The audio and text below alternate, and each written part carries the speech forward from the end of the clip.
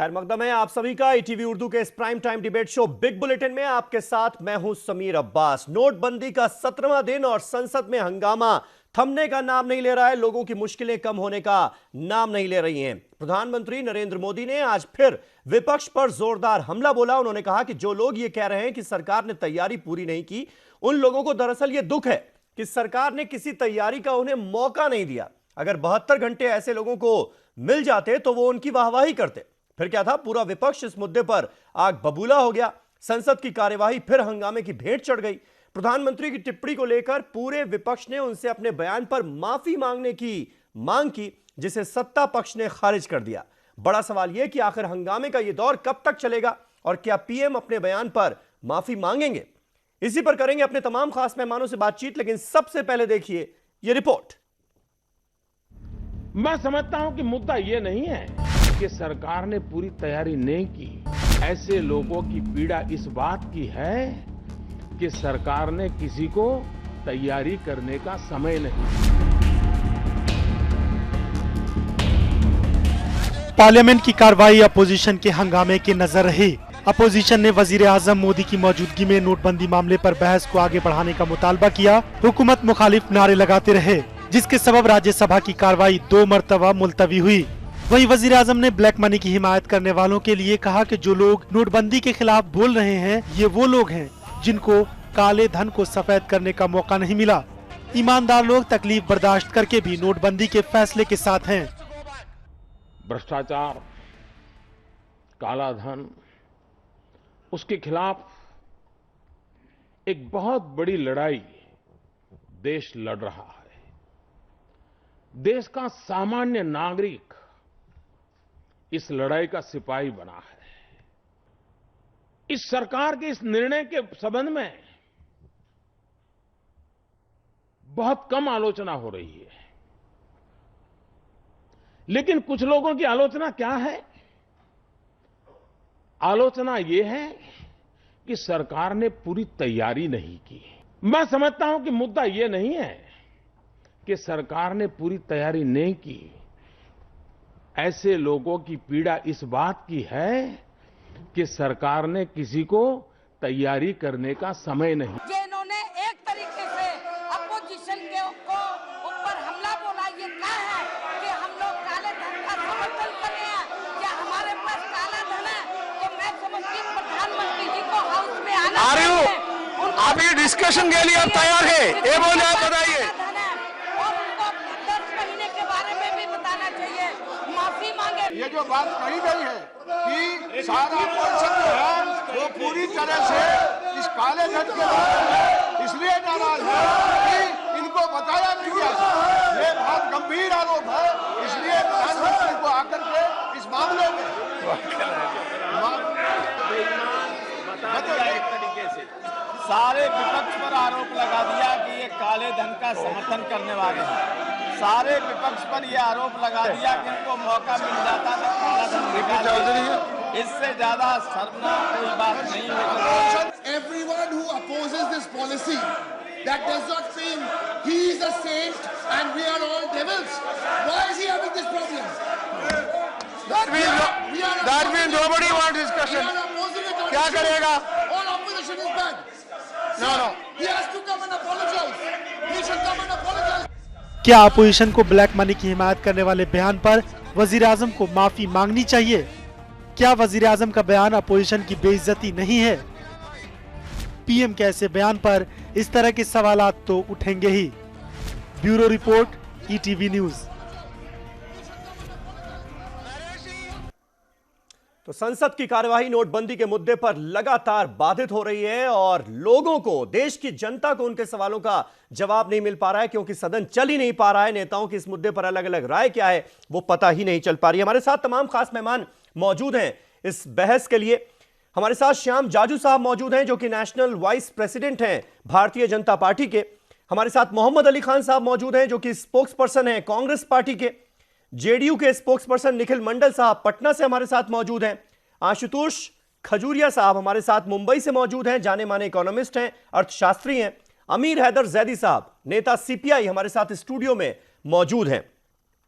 सबसे पहले श्याम जाजू साहब, आपसे जानना चाहूंगा, आज जिस तरह से पूरे विपक्ष ने एक स्वर में मांग की कि एक तरह से पूरे विपक्ष को आपने जिम्मेदार ठहरा दिया है कि वो ब्लैक मनी के पक्ष में खड़ा है, इसलिए अब जब तक पीएम अपने बयान पर माफी नहीं मांग लेते सदन को नहीं चलने दिया जाएगा।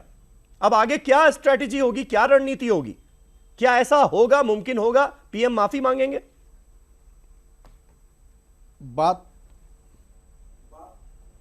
बात तो बहुत स्पष्ट है। पीएम साहब ने जो कहा है, वहां की रियलिटी को आकलन करते हुए उन्होंने जो बयान दिया है कि पीएम साहब ने पहली बार देश में एक ड्रास्टिक एक्शन लिया है, एक हिस्टोरिकल एक्शन लिया है, एक हिम्मत वाला काम किया है। ऐसा काम करने के लिए तो हिम्मत लगती है। वो करने के बाद उसका विरोध करने के लिए जो कोई आ रहे हैं बीच में, वो स्वाभाविक रूप से काले धन के बाहर निकालने के लिए जो मुहिम शुरू हुई है उसके खिलाफ आए हैं। तो उनका अप्रोच काले धन का समर्थन करने का है, काले धन वालों को बचाने का है और इस मूवमेंट में व्यवधान डालने का है। तो किसी ने भी उन पर इस प्रकार का एलिगेशन लगाया तो इसमें गलत क्या है? वो स्पष्ट रूप से वो दिख रहे हैं, पहले दिन से अलग अलग प्रकार के व्यवधान डालकर वो बहस करना नहीं चाहते, अपनी शर्तें रख रहे हैं। आज तक कोई कानून में ऐसा नहीं कि प्राइम मिनिस्टर ने हर मिनट पर वहां हाजिर रहना आवश्यक है, ये कोई कानून नहीं कहता है। पर जहां प्राइम मिनिस्टर नहीं है, इतनी महत्वपूर्ण चर्चा चल रही है, इसलिए व्यवधान। जब प्राइम मिनिस्टर आ गए तो उन पर बोलने पर शर्त।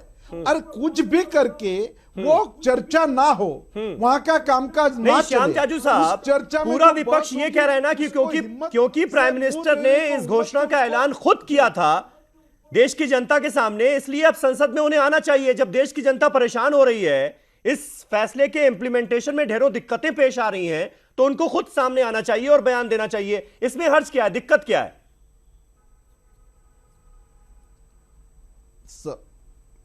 सवाल प्राइम मिनिस्टर ने वहां आना नहीं आना, बोलना नहीं बोलना, ऐसा नहीं है। वहां ये सदन बहस के लिए है। पहले दिन बगैर शर्त आप बहस करना मान्य करते हैं, जब बहस शुरू होती है तो आप अपनी शर्तें लगाते हो। कुछ भी करके अपना एजेंडा चलाने के लिए, व्यवधान डालने के लिए पूरे देश के सामने जिस प्रकार से विपक्ष आया है और इस प्रकार के ऐतिहासिक घटना का विरोध कर रहे हैं, इससे वो सकारात्मक विपक्ष की भूमिका नहीं कर रहे, वो व्यवधान डाल रहे, काले धन का समर्थन कर रहे। ठीक है, विपक्ष व्यवधान डाल रहा है। ठीक है, मोहम्मद अली खान साहब हमारे साथ मौजूद हैं। मोहम्मद अली खान साहब, आपकी पार्टी और एक तरह से पूरा विपक्ष ये मांग करता हुआ आज नजर आया संसद के अंदर कि प्रधानमंत्री अपने बयान पर माफी मांगे। प्रधानमंत्री ने कहा क्या? प्रधानमंत्री ने कहा कि विपक्ष उनके ऊपर यह आरोप लगा रहा है, और विपक्ष का उन्होंने नाम भी नहीं लिया। उन्होंने कहा कि कुछ लोग विरोध कर रहे हैं और आरोप यह लगा रहे हैं कि सरकार ने अपनी तैयारी पूरी नहीं की। अगर 72 घंटे उन्हें तैयारी के मिल जाते तो हर कोई नरेंद्र मोदी की वाहवाही करता। यानी कहीं ना कहीं आप साथ खड़े हुए नजर आ रहे हैं ब्लैक मनी के। और श्याम जाजू साहब खुलकर इस बात को कह रहे हैं, कोई दबे छुपे अल्फाजों में नहीं, वो खुलकर कह रहे हैं कि हां, जो लोग विरोध कर रहे हैं वो ब्लैक मनी को दरअसल खत्म नहीं होने देना चाहते। जी अब्बास साहब, मैं जवाब दे सकता हूं इनका? जी अब्बास साहब, सबसे पहली बात तो ये, मैं बड़े सब्र से जाजू साहब की बात सुन रहा था और मैं उम्मीद रखूंगा कि जब मैं बोल रहा हूं वो बीच में नहीं बोलेंगे, वो सेम कर्टसी मुझे एक्सटेंड करेंगे। जी। दूसरी बात देखिए, ये दोखलापन है। आप एक तरफ कह रहे हैं कि जो लोग इस मूव के खिलाफ है वो सब देशद्रोही हैं, वो सब ब्लैक मनी के सपोर्टर्स हैं। बिल्कुल गलत बात। ये तो कहना अब एक तरीके का ताना मारना हो गया उन लोगों के लिए जो लाइनों में खड़े हुए हैं पिछले 14 दिन से। दूसरी बात, आप लोगों को शर्म आना चाहिए। आप लोगों ने 132 बार नियम बदले हैं जब से आपने पहली बार ऐलान किया था। और मैं एक बात, मैं आपकी अब्बास साहब इस बात से बिल्कुल राज़ी हूँ कि क्योंकि प्राइम मिनिस्टर साहब ने खुद ऐलान किया था इस प्रोग्राम का, इसलिए उन्हीं को जवाब देना चाहिए इसका। उन्होंने खुद ये परिस्थितियाँ बनाई हैं। और आपको याद होगा 2013 में भाजपा ने भी सिमिलर डिमांड की थी। उन्होंने ये नहीं कहा था कि वित्त मंत्री से जवाब लेंगे, उन्होंने बोला था प्रधानमंत्री से, वजीर आजम साहब से जवाब लेंगे, डॉक्टर मनमोहन सिंह से। और हमने इस बात का पालन किया, हमने अग्री किया। मनमोहन सिंह जी मौजूद रहे सारे डिबेट्स में। हम इनसे वही यार्डस्टिक और वही स्टैंडर्ड मांग रहे हैं जो इन्होंने हमसे मांगा था और जो हमने पूरा किया था। देखिए अब्बास साहब, ये बात तो अब साफ हो गई है, इसमें कोई दो राय नहीं हो सकती कि ये स्कीम का क्रियान्वयन और इम्प्लीमेंटेशन बहुत ही खराब तरीके से हो रहा है।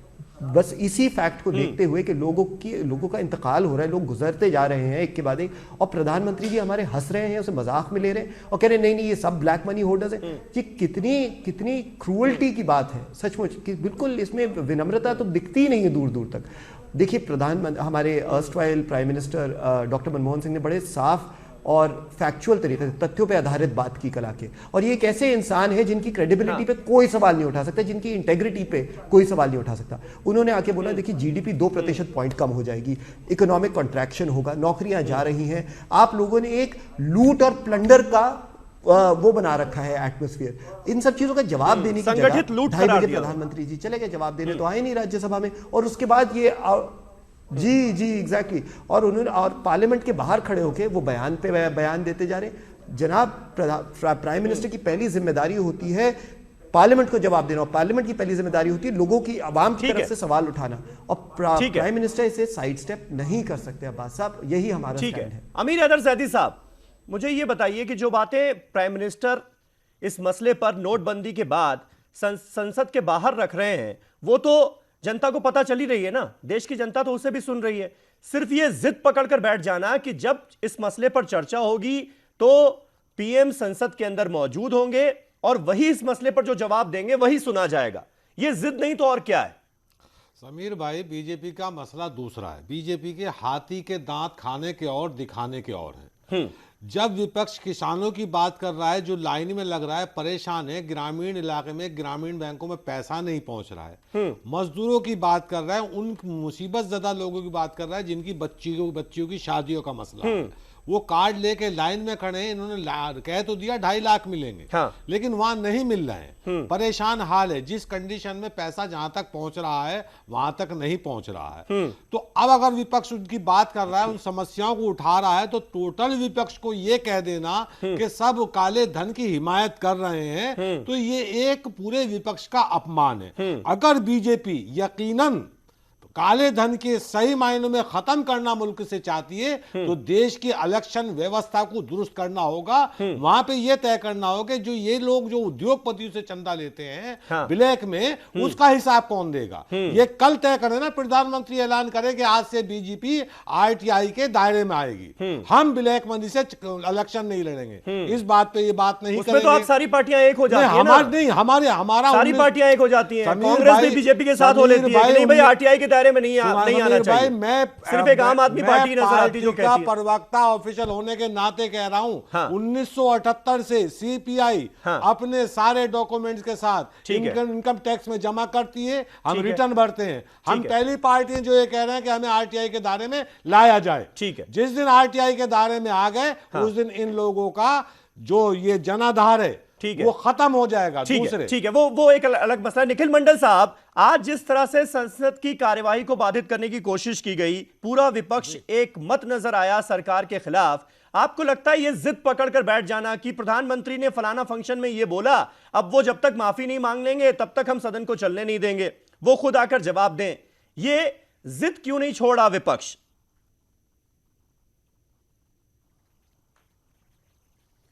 नहीं, देखिए, एक तो मैं पहले अपनी स्टैंड क्लियर कर दूं कि JDU right from the first day से लेके आज तक 14 दिन हो गए, हमारा स्टैंड क्लियर है कि हम नोटबंदी के समर्थक रहे हैं, लेकिन इम्प्लीमेंटेशन को लेकर के लगातार हमने भी सवाल उठाए हैं और बहुत गंभीर समस्या है। ग्रामीण इलाके में अगर चला जाए तो दिख रहा है अभी तक 90 से अधिक मौतें हो गई हैं। उस घर में किसी घर का अगर कोई चिराग बुझ जाता है तो उस घर की क्या हालात होती है वो समझने वाली बात है।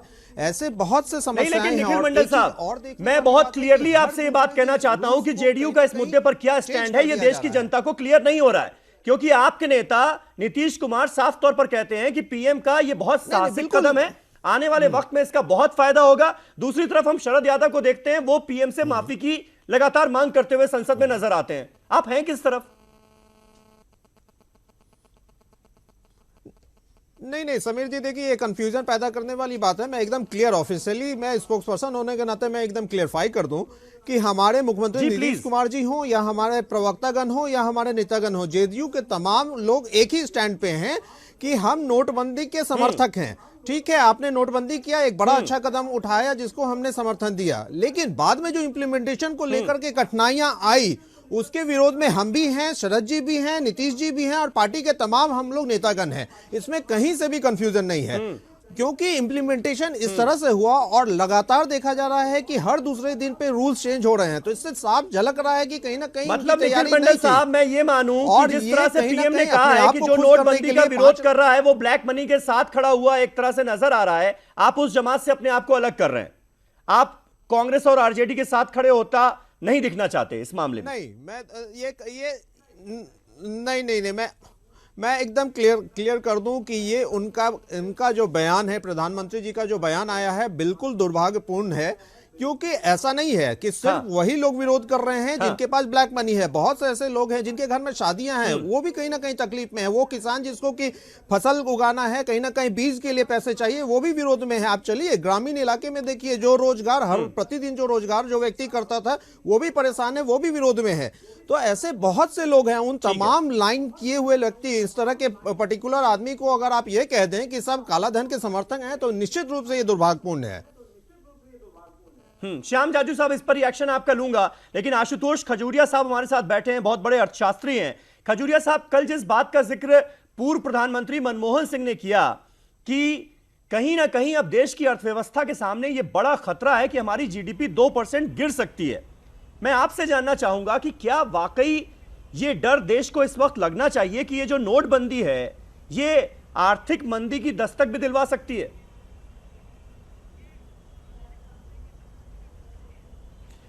देखिए, अगर आप ध्यान रखें 2009-10 और 2010-11 तक हमारी जो विकास की दर थी, हमारी जो ग्रोथ रेट थी वो काफ़ी ज़्यादा थी, लेकिन उसकी वजह से आपका जो इन्फ्लेशन है, मुद्रास्फीति जो है, सीपीआई, कंज्यूमर प्राइस इन्फ्लेशन, वो सडनली बहुत बढ़ गया था। और तब उसके बाद से लेकर और इससे पहले वाले जो रिजर्व बैंक के गवर्नर रहे डॉक्टर रघुराम राजन, उन्होंने ब्याज की दरों को बढ़ाकर इन्फ्लेशन को कंट्रोल करने की पूरी कोशिश की थी और उसमें भी ग्रोथ रेट कम हुई थी। ग्रोथ रेट जो थी वो 8.6% से घटकर 5% के नीचे आ गई थी।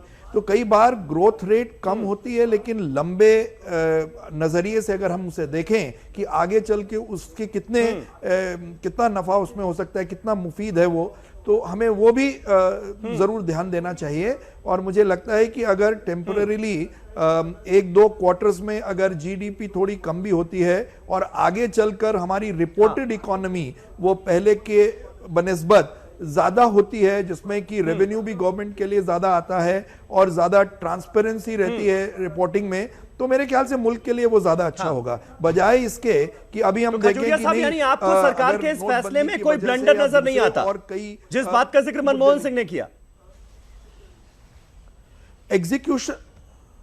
एग्जीक्यूशन में कुछ कमी हो सकती है। मनमोहन सिंह साहब ने भी शुरुआत जो की, अगर आप देखें उनकी तकरीर की, तो उन्होंने शुरुआत इसी बात से की थी कि मैं इससे पूरी तरह से वो मतलब खिलाफ नहीं हूं इसके। उन्होंने कहा कि मैं ये नहीं कहता कि मैं पूरी तरह से इसके साथ नहीं हूं या इससे सहमत नहीं हूं, लेकिन उन्होंने भी जो बात की वो उसके एग्जीक्यूशन को लेकर की, उसकी तैयारी को लेकर की। लेकिन आप इस चीज को भी ध्यान में रखिए, ये बहुत जरूर मद्देनजर रखने की जरूरत है कि क्या अगर हम पूरी तैयारी करते और पूरी तरह से ये अगर सबको मालूम हो जाता कि हम क्या करने जा रहे हैं या सरकार क्या करने जा रही है, तो मुझे नहीं लगता कि उसकी जो उसका असर अपेक्षित है वो हो पाएगा।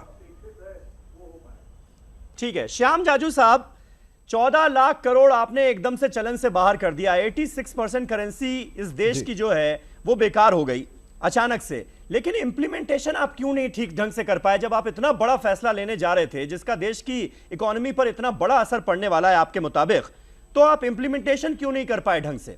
ये एक बड़ा वाजिब सवाल है आपके सामने, और इसीलिए विपक्ष को आज इतना बड़ा मौका मिला हुआ है कि आपके खिलाफ खड़ा हुआ है, एक मत है। सभी प्रवक्ताओं की बात मैं सुन रहा था, मुझे एक शेर याद आ रहा है जी। ना सूरत बुरी होती है ना सीरत बुरी होती है, ना सूरत बुरी होती है ना सीरत बुरी होती है, वे बुरे होते हैं जिनकी नीयत बुरी होती है। देश में इस प्रकार का हिस्टोरिकल क्रांतिकारी निर्णय लेने की हिम्मत जिस प्राइम मिनिस्टर ने बताई है, अब लोग जो चर्चा कर रहे हैं बोले निर्णय के बारे में कुछ नहीं है, सिद्धांततः हम निर्णय से सहमत है, सवाल है इम्प्लीमेंटेशन का। इस सरकार की नियत लेकिन साफ देख है, लीजिए जाजू साहब, आप नीति एक बार फिर स्पष्ट है। पूरे विपक्ष की इसलिए नियत पर सवाल उठा रहे देश हैं। में लोग लाइन में खड़े होते हुए भी लोग शिकायत नहीं कर रहे, लोग शिकायत नहीं कर रहे, और सरकार भी एडामेंट नहीं है, सरकार भी व्यावहारिक है। एक बहुत महत्वपूर्ण बात हमारे अर्थशास्त्री जी ने कही है कि भाई इस प्रकार के निर्णय कोई जनता को पहले मालूम होना होते हैं कि 72 घंटे का टाइम दे दो, और भाई आधा घंटे का भी टाइम दिया तो ये निर्णय का ये कार्यक्रम जिसके लिए है ये मूवमेंट ही खत्म हो जाती। इसका सक्सेस ही इसके सीक्रेसी पर है। ये बात तो सही। अब रहा सवाल इंप्लीमेंटेशन का। जब कोई बड़ा परिवर्तन आता है तो तात्कालिक कुछ दिक्कतें निर्माण होती है, उसमें से रास्ता निकलता है। सरकार भी हर रोज नई नई पॉलिसी अडॉप्ट करके रास्ते निकाल रही है। जनता भी इसके लिए खुश है, कारण सरकार की नियत साफ है, सरकार के बारे में डाउट नहीं है। डाउट कौन ले रहा है? मनमोहन सिंह जी ले रहे हैं। भाई आप अर्थशास्त्री हैं, आप इस देश का 10 साल प्राइम मिनिस्टर रहे हैं, आपके कार्यकाल में जितने घोटाले हुए वो घोटालों की सरकार है, आप में करने की हिम्मत नहीं, और जिन्होंने किया उसका समर्थन आप नहीं कर रहे, और आप कह रहे कि ये नोटबंदी का घोटाला है, और इस प्रकार की बात आप कर रहे हैं। देश के सामने बोलने का मॉरल अधिकार आपको है क्या? जिस प्रकार से आप बात कर रहे हैं, लोग आपकी बात सुनना नहीं चाहते, क्योंकि आप घोटालों की सरकार है। सबसे ज्यादा ब्लैक मनी आपके कार्यकाल में तैयार हुआ है, तो आप क्या इसमें बात करोगे? आप तो एसआईटी का गठन तक नहीं कर सके। मोहम्मद अली खान साहब जवाब दीजिए इसका। इस प्रकार के बयान नहीं देने चाहिए। कह रहे हैं आपको तो बात करने का नैतिक अधिकार ही नहीं है। आप भी इस निर्णय का महत्व जानते हैं। जी जी जी, देखिए वही बात है। जाजू साहब मेरी बात सुन लीजिए। देखिए मैं आ रहा हूं, मंडल साहब आ रहा हूं। कह रहे थे कि लोगों में कोई निराशा नहीं है, लोग साथ में हैं। अगर लोगों में एक सेकेंड, अगर लोगों में निराशा नहीं होती ना जाजू साहब, तो आप 132 बार में बदलाव नहीं लाते। इसमें आप बदलाव ला रहे हैं, नई नई रणनीतियां ला रहे हैं, इसी वजह से क्योंकि आप जानते हैं लोगों में गुस्सा है। आपके अल्फाज एक तरफ और हरकत एक तरफ। दूसरी बात देखिए, आप में और हमारी सरकार में जानते फ़र्क क्या था? अगर हमारी सरकार में कोई गलती करता था हम उसे सजा देते थे, हम उसे मंत्री पद से हटा देते थे, हम उसे कहते थे कि वो due process of law face करेगा। आप लोगों के सामने इतने घोटाले आए पिछले 2.5 साल में, आप लोगों ने कुछ नहीं किया। चलिए मैं आपसे एक और सवाल पूछता हूँ जाजू साहब, आप ये बताइए कि जो यूपीए के ज़माने में जो अलेजिडली घोटाले आप जो बोल रहे हैं, जो फैंटम्स घूम रहे हैं आपके आसपास, आप लोगों ने उन पर क्यों नहीं कदम उठाया? आप देश को जाजू साहब मेरी बात सुन लीजिए, जाजू साहब मेरी बात सुन लीजिए, एक भी घोटाला जाजू साहब मेरी बात ध्यान से सुन लीजिए। मान रहे हैं जाजू साहब, गलत बात करते हैं साहब, नोटबंदी को भी घोटाला मान रहे हैं। जाजू साहब जीएसपीसी इतने घोटाले उठ के आ रहे हैं। घोटाला नहीं आया जाजू साहब, अगर आप चाहे तो मैं यहाँ पे मैं लिस्ट बयान करना शुरू कर दूं, आप भी शर्मिंदा होंगे, हम भी, आप, मैं बता रहा हूँ आप शर्मिंदा हो जाएंगे यहाँ पे अगर मैं बयान करना शुरू हो गया लिस्ट ऑफ घोटाले आपके। बहरहाल ये डिबेट डिमोनेटाइजेशन पे है, और जहां तक डिमोनेटाइजेशन का सवाल है, जहां तक डिमोनेटाइजेशन का सवाल है, जाजू साहब चलिए जाजू साहब मैं आपसे एक सवाल पूछता हूं, ये बताइए कि कहते हैं आपके खातों में पैसे क्यों जमा हो रहे हैं? आपके खातों में पैसे क्यों जमा हो रहे हैं? अनाउंसमेंट से पहले जमीन क्यों खरीदी जा रही है 3.5 करोड़ की? सवाल आपसे पूछ रहा हूं, जाजू साहब जवाब दीजिए। जाजू साहब छिपिए मत, जवाब दीजिए। जाजू साहब लोग पूछ रहे हैं सवाल के सामने। जाजू साहब आपने सहारा डायरिया पढ़ी है? सहारा डायरिया पढ़ी है? आपने देखा है उसमें क्या लिखा है? चलिए ठीक है, खान साहब मुद्दे पर ही रहे, स्पेसिफिक होकर हम बात करें। निखिल मंडल साहब कुछ ऐड करना चाह रहे हैं। निखिल मंडल साहब, आपको तो कोई घोटाला नजर नहीं आता ना नोटबंदी के पीछे? जिस तरह से बातें हो रही कि भाई बीजेपी के लीडर्स को पहले ही पता था और पीएम के दोस्तों को पहले ही पता था, इस तरह के तमाम आरोप लगाए जा रहे हैं विपक्ष की तरफ से। अब यह भी एक आरोप उसमें जुड़ गया है कि बीजेपी ने जगह जगह, बिहार आप ही के स्टेट का जिक्र हो रहा है कि वहां पर बहुत सारी जमीनें खरीद ली पहले ही, इस फैसले से जस्ट पहले, और पेमेंट भी कर दिया गया वहां पर कंस्ट्रक्शन का। आपको तो कोई घोटाला नजर नहीं आता? मैं समीर जी इसी मुद्दे पे आ रहा था, आप वहीं आ गए कि ये तो खुद अब घोटाले के बारे में शंका जाहिर करने की कोई बात ही नहीं रही। ये तो प्रूव्ड है पिछले 2 दिन से, सारे डॉक्यूमेंट्स अगर देख लें तो आप छोड़ दिए पूरे देश भर में कहां जमीन खरीदी गई, मैं उसको छोड़ देता हूं। एक समय के लिए मैं बिहार की ही बात करता हूं, तो बिहार में 8 जिले ऐसे हैं जहां इन्होंने जमीन खरीदा, उनकी तिथि अगर देखी जाए तो 6 सितंबर से लेके 20 सितंबर के बीच इन्होंने जमीन खरीदी। सारे के जमीन की एड्रेस को देखोगे तो आप बीजेपी के मुख्यालय अशोका रोड का है। तो कहीं ना कहीं, और इनके एमएलए हैं जो यहाँ दीघा विधानसभा से चौरसिया जी, वो कहते हैं कि हमें कैश में भी पैसे आए और चेक में भी आए। कैश में इतने पैसे कैसे आए जब आप एक प्रावधान नहीं है, अभी कहां से किस तरह से ट्रांसफर नहीं कर रहे हैं, कौन से आदमी यहाँ कैश लेके आ रहे हैं? तो ये तो खुद शक के दायरे में है और ये कहने की बात नहीं रह गई। आप रजिस्ट्री ऑफिस से एक एक पेपर उठा के ले आइए, इतने पैसे कहां से आए? आपको 35 साल से ऑफिस खोलने की आपको कहीं चिंता नहीं हुई, अचानक नोटबंदी से पहले ही आपने क्यों ऑफिस खोलने के लिए आपने ये जमीन खरीदे? तो आप एक कचनी और आपके मुताबिक बड़ा घोटाला है। अमीर हैदर जैदी साहब, जो कहते हैं, एक तरफ ये भी कहा जा रहा है जेडीयू की तरफ से कि भाई बड़ा घोटाला है, दूसरी तरफ नीतीश कुमार साहसिक कदम भी बता रहे हैं। ये दोनों बातें साथ साथ क्या आपको अजीब नहीं लगती? देखिए, बीजेपी की नीयत क्या है ये तो सारा देश जान रहा है कि बिहार के अंदर उससे पहले वो जमीन खरीदती, वो हमारे मित्र बता रहे थे। मुझे इस पे नहीं जाना है। मुझे इस पे जाना है कि हमारे मुल्क के करीब में एक छोटा सा मुल्क है नेपाल, उसने भी इतनी साहसिक कदम उठा लिया हमारे खिलाफ जो उसे शर्म आनी चाहिए। मुल्क के जो कानून, जो यहाँ पे बैठी लीडरशिप है कि वो ये कहता है कि हिंदुस्तान की करेंसी अब नेपाल में नहीं चलेगी। उसे ये सोचना चाहिए नेतृत्व को, जो बीजेपी के मेरे मित्र बड़े सीना फाड़ के कर रहे हैं। दूसरे, मुझे एक चीज कहनी है, इतिहास इस बात का साक्षी है कि 1991 में जो दुनिया की दूसरी सुपर पावर थी, 1991 में सोवियत रूस ने, गोरबाचोव ने 2 नोट बंद किए थे। वहां की बड़ी करेंसी कहलाती थी 100 और 50 का। उसका नतीजा ये हुआ कि वो महंगाई अपने चरम स्तर पे पहुंची और उसके नतीजे में पूरे सोवियत रूस का विघटन हुआ। क्या मोदी जी ये चाहते हैं? देश का किसान परेशान है, उसकी जो आवाज उठाएगा, मजदूर परेशान है, उसकी जो आवाज उठाएगा वो कहना चाहिए काले धन का हिमायती है। मैं एक चैलेंज के साथ कहता हूं कि अब तक खातों में जमा जो अक्टूबर से लेके सितंबर से लेके अक्टूबर तक अब तक जो खातों में धन जमा हुआ है, उसकी सीबीआई इंक्वायरी होनी चाहिए। किस पार्टी का कितना धन, किस नेता का कितना धन खातों में जमा हुआ है। अगर देश की ईमानदार राजनीति करना चाहते हो तो जीजू साहब आज ऐलान करो कि कल से बीजेपी आरटीआई के दायरे में आएगी, हम उद्योगपति से चंदा लेना बंद करेंगे, वरना ये देश को गुमराह करने की राजनीति नहीं चलेगी। 28 तारीख को देश की जनता बताएगी पूरा भारत बंद करके कि बीजेपी की औकात क्या है इस देश के अंदर। चलिए ठीक है, एक छोटा सा ब्रेक यहां पर ले लेते हैं। ब्रेक के बाद भी ये बहस जारी रहेगी। बहस का दूसरा दौर होगा ब्रेक के बाद। तमाम तरह के सवाल अभी भी खड़े हुए हैं। आज ही ये खबर भी आई है कि जो 500 रुपए का नोट है उसमें 2 तरह के नोट आ गए हैं और आरबीआई ने भी अपनी गलती मानी है, कहा है कि यह प्रिंटिंग मिस्टेक है। अब आप जाली नोट खत्म करने की बात कर रहे हैं और जो 500 का नया नोट जारी हो रहा है वही 2 तरह का है, उसमें ही बहुत सारे बदलाव देखने को मिल रहे हैं और गलती भी मानी जा रही है। एक छोटा सा ब्रेक ले रहे हैं। ये सारी दिक्कतें इंप्लीमेंटेशन में क्यों आ रही हैं? क्या विपक्ष के हाथ एक बड़ा मुद्दा खुद सरकार नहीं दे रही है? छोटे से ब्रेक के बाद।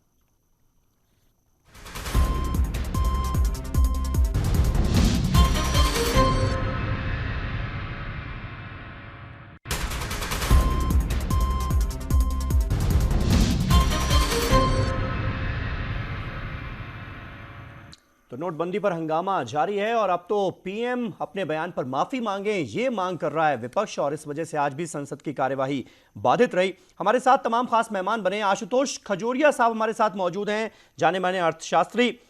खजूरिया साहब, आपसे मैं जानना चाहूंगा, जिस बात का जिक्र लगातार विपक्ष की तरफ से किया जा रहा है कि भाई देश की इकोनॉमी इस फैसले के बाद संभलेगी नहीं बल्कि और गिरेगी, बुरी हालत में आ जाएगी, और एक आरोप यह लगाया गया है कि पीएमओ ने इस तरह के हालात पैदा कर दिए, यानी सरकार ने इस तरह के हालात पैदा कर दिए कि आरबीआई की फजीयत हो रही है। आज उसमें एक और कड़ी जुड़ गई, जो 500 के नोट आए वो 2 तरह के आ गए। आरबीआई ने खुद अपनी गलती भी मानी है कि मिस प्रिंटिंग हो गई। तो इंप्लीमेंटेशन में जबरदस्त लापरवाही है, ये मानेंगे आप?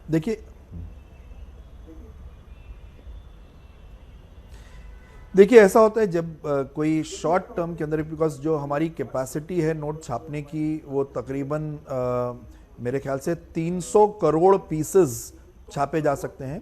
और जहाँ तक मुझे जानकारी है 500 के नोट जो छापे जा रहे हैं वो सिक्योरिटी प्रेस के द्वारा छापे जा रहे हैं, मतलब जो गवर्नमेंट ऑफ इंडिया के अंडर काम करती है, और जो 2000 के नोट थे वो रिजर्व बैंक की खुद की जो भारतीय रिजर्व बैंक नोट मुद्रण है उसके द्वारा छापे जा रहे हैं। तो दोनों अलग अलग कंपनीज हैं, हालांकि दोनों एक रिजर्व बैंक के अंडर काम करती है और दूसरी जो है गवर्नमेंट ऑफ इंडिया के अंडर काम करती है। टोटल करीब 9 के करीब सेंटर्स हैं, 7 प्रेसेस तो बिल्कुल अपनी फुल कैपेसिटी पे काम कर ही रही हैं। तो ऐसे में कई बार फर्मा अगर थोड़ा शिफ्ट हो जाए तो जो जिस तरह का व्हाट्सएप वगैरह में जो सर्कुलेट हो रहा है उसके हिसाब से दिख रहा है कि जो सिक्योरिटी धागा है उसके पास थोड़ा प्रिंट आ गया है, और ऐसा कई बार होता है। कई बार कुछ 50 के पुराने एक श्रृंखला थी उसके अंदर भी थोड़ा टेढ़ा छपा था, जो अगर आप नोट के साइज के साथ देखें तो थोड़ी छपाई टेढ़ी हुई है। ये छोटी मोटी गलतियां इसके पहले भी होती रही हैं, हालांकि होनी नहीं चाहिए, पूरी तरह से स्टैंडर्डाइज रहता है नोट, लेकिन उससे उसकी वैधता पे कोई फर्क नहीं पड़ता, उसकी वैलिडिटी पे कोई असर नहीं पड़ता। और आरबीआई ने बाकायदा छोटी मोटी गलती आप यानी इसे मानते हैं। श्याम जाजू साहब, एक बड़ा सवाल ये खड़ा होता है कि 17वां दिन है नोटबंदी का आज, और आज भी आप देखिए दूर दराज के इलाकों की क्या बात मैं आपको बताऊं, देश का दिल दिल्ली है और दिल्ली का दिल कनॉट प्लेस माना जाता है, वहां पर आज भी बैंकों के बाहर लंबी लंबी कतारें लगी हुई थी। ये हाल है इस देश का। 65 लोग खुदकुशी कर चुके हैं, यानी 65 लोगों की जान जा चुकी है, माफ कीजिएगा। कई लोगों ने खुदकुशी की है, और वो लोग ऐसे थे जिनके बैंकों में पैसा जमा था, अच्छा खासा पैसा जमा था, लेकिन वो उसे निकाल नहीं पा रहे थे, और इस फ्रस्ट्रेशन में उन्होंने खुदकुशी का रास्ता अख्तियार कर लिया। इसकी जिम्मेदारी किसकी है?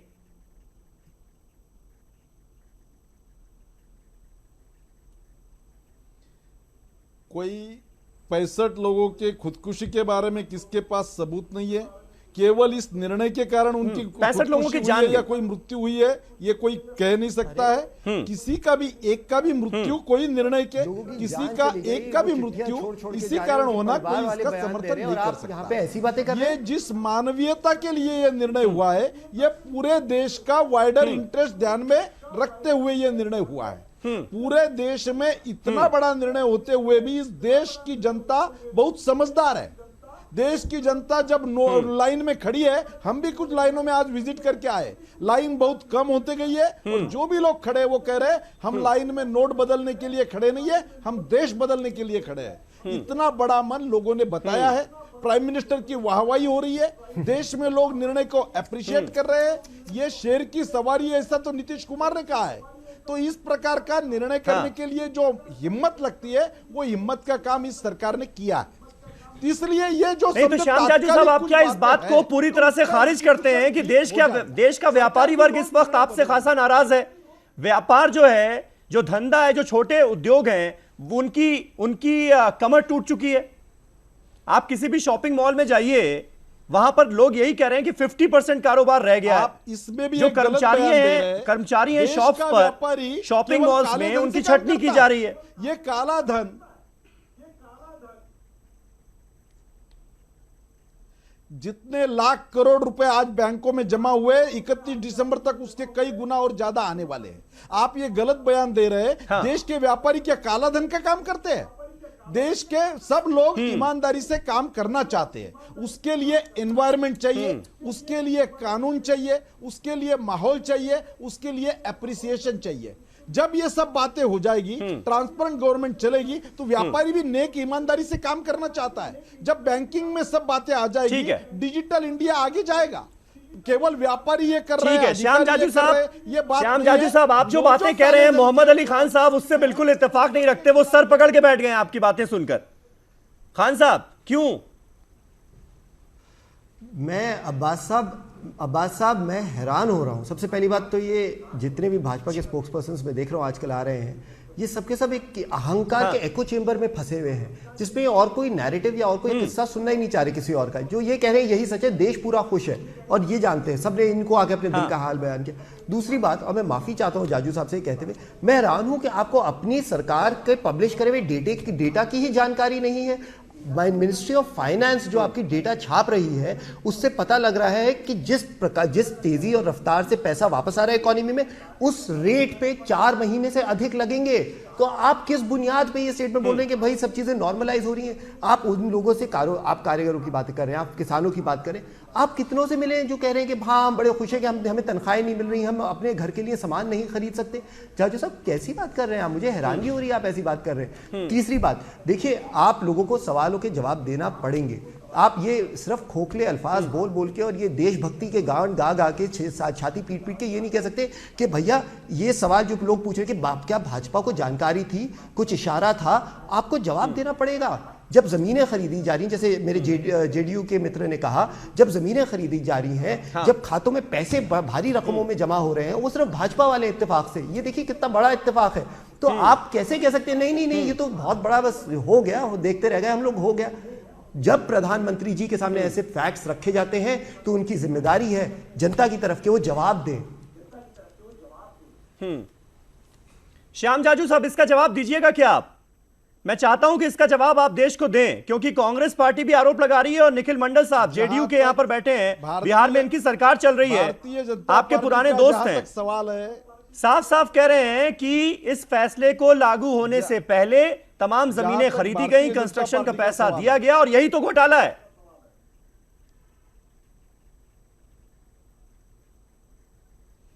जहां तक भारतीय जनता पार्टी का सवाल है, भारतीय जनता पार्टी राष्ट्रीय पार्टी है, हर साल इनकम टैक्स अपना सब हम देते हैं, चुनाव आयोग को सब इंफॉर्मेशन जाती है, हमारा असेसमेंट होता है, अगर किसमें हिम्मत है तो वो हमें चैलेंज कर। हमारे पास पूरा ये निर्णय की सीक्रेसी के बारे में तो देश के सब लोग आश्चर्यचकित है कि कितनी जबरदस्त इसका सीक्रेसी रही है।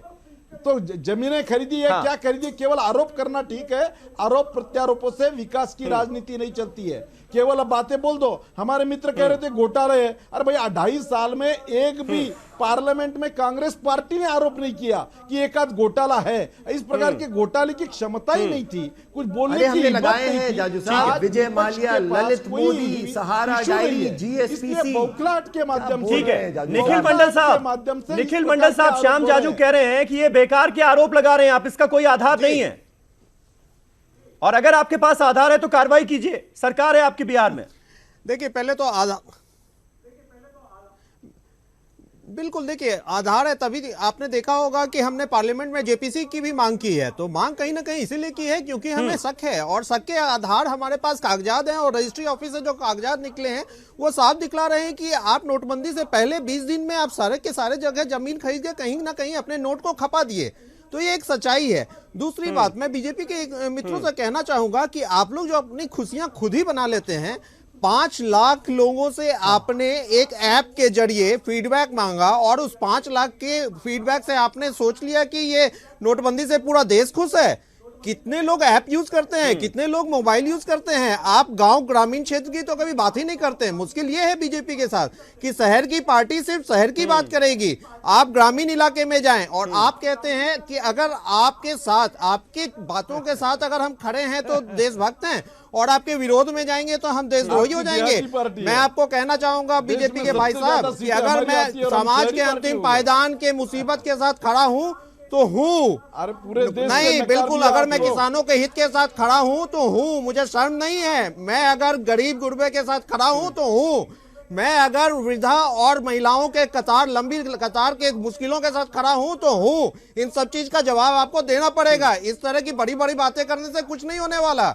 आप लोग जुमलेबाजी करते करते 2.5 साल बिता दिया आपने सुनी। आपको कहीं उनकी बातों से इस बात का एहसास हो रहा है कि सरकार ये मान रही है कि इंप्लीमेंटेशन में दिक्कतें हुई हैं, आने वाले दिनों में दिक्कतें दूध का इतनी दूध, ज्यादा पानी का पानी हो जाएगा। श्याम जाजू साहब ने एक शेर पढ़ा था, उसका जवाब शेर का जवाब शेर में दे रहा हूं जी। कभी हंसता है तो कभी गरजता है, कभी हंसता है तो कभी गरजता है, जब शर्म आती है तो थोड़ा रो लेता है।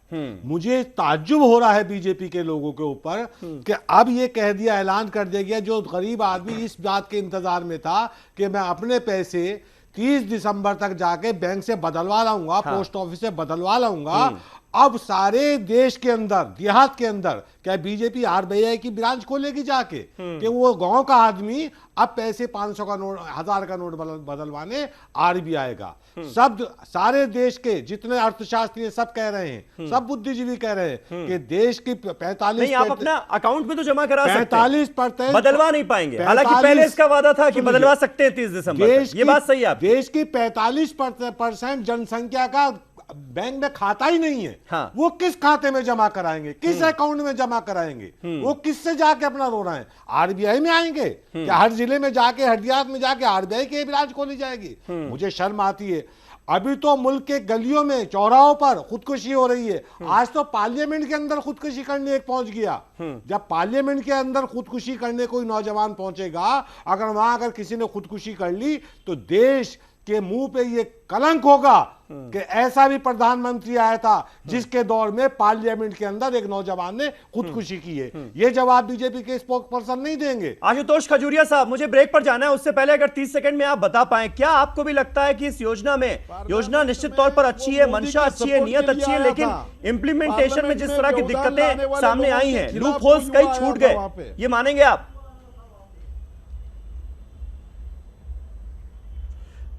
अब अगर आप मुझे थोड़ा समय दें तो मैं थोड़ा सा इस योजना के बारे में जरूर बोलना चाहूंगा। हो सकता है शायद ब्रेक के बाद आप मुझे अगर अवसर दें। इम्प्लीमेंटेशन में कुछ चीजें शायद बेहतर हो सकती थी, but this is called benefit of hindsight. तो बेसिकली जो ज्यादा इंपॉर्टेंट है वो ये जानना जरूरी है कि इसकी जरूरत क्यों थी, ये योजना की जरूरत क्या थी। काला धन एक हिस्सा हो सकता है, टेररिस्ट एक्टिविटीज को रोकना और उसके जो फर्जी नोट हैं उनको रोकना एक दूसरा हिस्सा हो सकता है, बट उससे भी ज्यादा जरूरी चीज अगर कोई थी वो ये था कि पूरा देश धीरे धीरे ज्यादा से ज्यादा कैश इकोनॉमी की तरफ जा रहा था। और ये कोई बिना पढ़े लिखे या गरीब या जो तबका जो है वंचित है उस तबके द्वारा कैश इकोनॉमी नहीं थी, बल्कि अच्छे भले पढ़े लिखे लोग और ज्यादा पढ़े लिखे लोग ज्यादा कैश इकोनॉमी की तरफ जा रहे थे। आप देख लें जितने भी प्रोफेशनल्स हैं कितना वो अपना ट्रांजैक्शन जो है वो बैंकों के माध्यम से या अकाउंटेड रूप में करते थे, रिपोर्टेड रूप में करते थे, और कितना ट्रांजैक्शन जो है वो कैश के माध्यम से होता था। अगर हम देखें अपने समकालीन हमारे जो पीयर लेवल के जो इकोनॉमीज हैं उनसे कंपेयर कर लें, आप विकसित देशों को छोड़ दीजिए, डेवलप्ड कंट्रीज को तो छोड़ दीजिए, यूएस, यूके, जापान, जर्मनी में उनसे तुलना नहीं कर रहा हूं, लेकिन जो हमारे पीयर कंट्रीज हैं, वियतनाम, फिलीपींस, चाइना,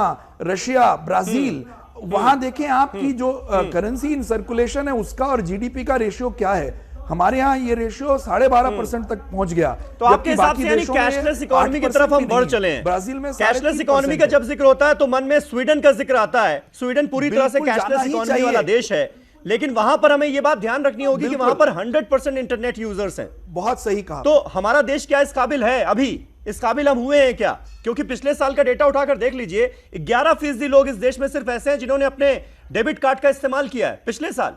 ऐसे में कैशलेस इकोनॉमी की तरफ क्या हमें बढ़ना इतना आसान होगा? एक छोटा सा ब्रेक ले रहा हूं, ब्रेक के बाद आखिरी दौर इस बहस का, कुछ और सवाल रह गए।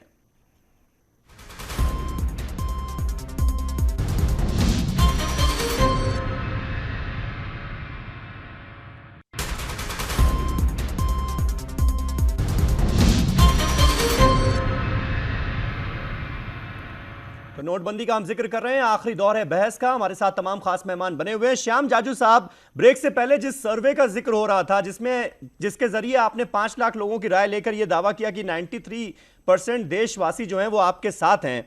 खुद शत्रुघ्न सिन्हा, आपकी पार्टी के बड़े नेता हैं, शत्रुघ्न सिन्हा ट्वीट करते हैं कि let's stop living in a fools paradise, मूर्खों की दुनिया में रहना बंद कीजिए।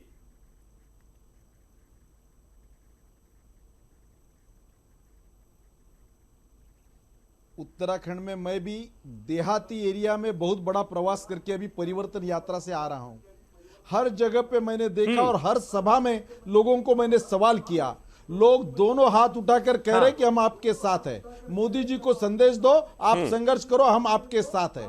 तो जागरण ने एक सर्वे किया, 95% लोगों ने उसका समर्थन किया है। मुझे लगता है कि आने वाले दिनों में शत्रुघ्न सिन्हा को आपने ये बात नहीं बताई, केवल इस विषय का अपने राजनीति के लिए उपयोग करने वाले पार्टियां, केवल इस विषय का अपने राजनीति के लिए उपयोग करने वाले पार्टियां बनी तो बनी, नहीं तो अब्दुल गनी, इस प्रकार का काम कर रहे, केवल राजनीतिक रोटियां सेकने का काम कर रहे। देश जब आगे जाता है तो उसमें सकारात्मक राजनीति करनी चाहिए। शत्रुघ्न सिन्हा तो आपकी अपनी पार्टी के हैं। के बारे में सोचना चाहिए, कोई पॉजिटिव सजेशन देना चाहिए। इंप्लीमेंटेशन में, एग्जीक्यूशन में कोई दिक्कतें हैं तो उसके लिए कोई सजेशन दो, कोई अच्छे पॉजिटिव सूचनाएं करो, उसका स्वागत करेंगे। किसकी भी दिक्कत नहीं होनी चाहिए, किसान की नहीं होनी चाहिए, मजदूर की नहीं होनी चाहिए, कूली की नहीं होनी चाहिए, छोटे रेडी पट्टी वालों की नहीं होनी चाहिए। सवाल उसके लिए कोई पॉजिटिव सूचनाएं आपके पास है क्या?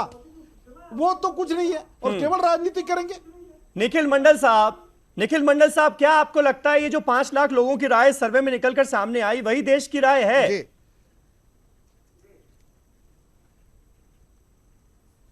मैं तो वही कह रहा हूं कि सिर्फ चुनिंदा 5 लाख लोगों से आप अगर अपनी राय बना लें कि पूरा देश खुश है, तो अब इस पे कुछ उंगली नहीं उठा सकते हम, क्योंकि अगर खुश रहना ही आपका बहाना है तो आप उस बहाने में ही जिए। दूसरी बात, अगर भाई साहब बहुत अच्छी बात कर रहे हैं कि सजेशन मांग रहे हैं, तो मैं कुछ सजेशन दे दूं, 1-2 सजेशन दे दूं और चाहूंगा कि ये सजेशन को इम्प्लीमेंट करें। पहली बात तो ये कि मैं ग्रामीण परिवेश से आता हूं, मैं किसान का बेटा हूं, और आज के दिन में किसान को एक कठिनाई है, बुआई और कटाई के बीच वो अपना समय बैंक में कहीं ना कहीं 7-8 घंटे लाइन में लग के व्यतीत कर रहा है। तो जो अभी नहीं ये दिख रहा है, लेकिन 2-3 महीने बाद जो फसल जो आएंगे उसमें कहीं ना कहीं कमियां आएंगी। तो मैं चाहूंगा कि किसान को एक अलग से मुआवजे का प्रावधान हो ताकि बेचारा किसान ना मरे। दूसरी बात, आपने ग्रामीण इलाके में अभी तक ना बैंक्स खोले हैं ना एटीएम्स खोले हैं, इसको लेके निश्चित तौर पे आप लोग कहीं ना कहीं ध्यान दें और ज्यादा से ज्यादा बैंक्स और एटीएम खोलें, और तब इस तरह की कोई भी आगे कोई प्रोसेस लाएं तो बेहतर होगा। हमारा देश सिर्फ शहर से नहीं चलता, हमारा देश ग्रामीण इलाके से भी चलता है। ये हमेशा याद करके कोई भी चीज लाएं आप, बस यही मेरा आग्रह है और मैं चाहूंगा अपने बड़े भाई से कि इस आग्रह को मोहम्मद अली खान साहब करें। ये एक कड़वी सच्चाई है कि देश का जो 93% ग्रामीण इलाका है वहां पर बैंक की कोई ब्रांच ही नहीं है और हम कैशलेस इकोनॉमी की बात कर रहे हैं। क्या रियलिस्टिक लगती है आपको ये बात? जी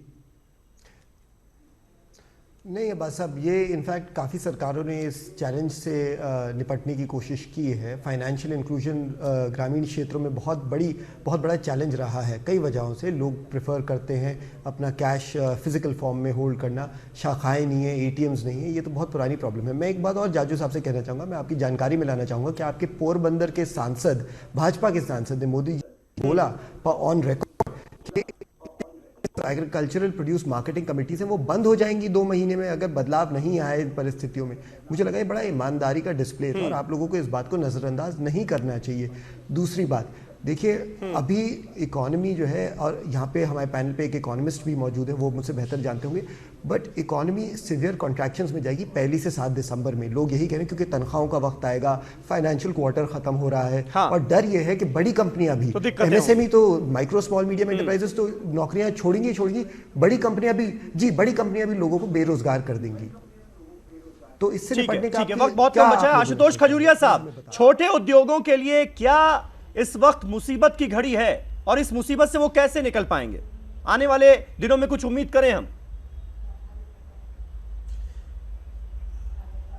देखिए, मुझे भारत की जनता पे पूरा भरोसा है। इंडियंस जाने जाते हैं अपनी रिसिलियंस के लिए, और अभी आप जिक्र कर रहे थे, ब्रांचेस की बात कर रहे थे, ब्रिक एंड मोर्टार प्रेजेंस की बात कर रहे थे, एटीएम की बात कर रहे थे, लेकिन हम भूल जाते हैं कि हमने पिछले 4-5 सालों में ही अचानक जो है मोबाइल डेंसिटी में इतनी वृद्धि की है। आज की तारीख में हमारे 130 करोड़ की आबादी में 100 करोड़ से ऊपर मोबाइल कनेक्टिविटी है। अगर हम 10 साल से छोटे बच्चों की आबादी को कम कर दें, जो कि करीब 20 करोड़ के करीब है, तो मैं इनको इसलिए कम कर रहा हूं कि ये बैंकिंग एक्टिविटीज का या आर्थिक जो इकोनॉमिक एक्टिविटीज में उतने एक्टिवली पार्टिसिपेट नहीं करते हैं। तो 10 साल के ऊपर की आबादी अगर हम लेके चलें तो मुझे लगता है कि आज आवश्यकता है सभी जितने भी वर्ग हैं, सब मिलकर धीरे धीरे सबको प्रेरित करें कि हम कैश की इकोनॉमी से धीरे धीरे दूर हों, हम अनरिपोर्टेड इकोनॉमी से रिपोर्टेड इकोनॉमी की तरफ चलें, हम अनअकाउंटेड इकोनॉमी से अकाउंटेड इकोनॉमी की तरफ चलें। और आप देखें